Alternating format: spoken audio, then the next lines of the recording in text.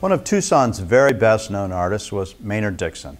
And Dixon was a wonderful artist that lived from 1875 to 1946. The last part of his life, from 1940 to 1946, he actually lived here in Tucson, Arizona. He lived in a wonderful little adobe home with his wife, Edith Hamlin, and he painted some fantastic images of the Catalina Mountains and of saguaros. I wanted just to give you a little history about Maynard Dixon and Tucson because it's really my favorite of his time frames, and it really is just because he lived here. He was outstanding at what he did in this time frame, even though he had emphysema and his health was failing.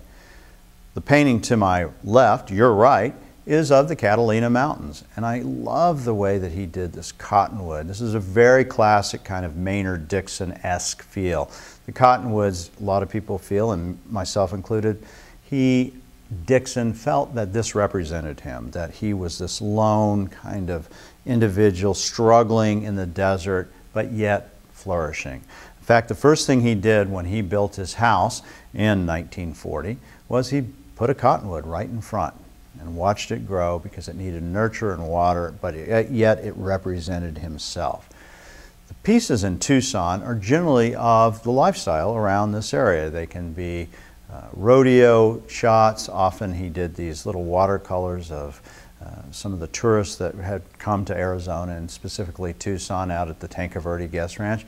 But he also did these lovely pieces of saguaros and mountains with fast-moving clouds and little adobe houses. It was a wonderful time frame for him artistically, even though medically he was failing. And by the time he got into his 1946, he was really failing quite badly. And in fact, his last piece, which was a monumental work of art, a mural of all things, the Grand Canyon, the hardest thing probably to paint, he actually had to have Edith and Buck Weaver help him finish this because he was so ill. They're great time frames. The Tucson pieces are generally done from 1940 to 1946. I love their looks. The palette is very subdued. He is at the point where he's really editing down to just the basics of what he likes. Tucson, Arizona, Maynard Dixon.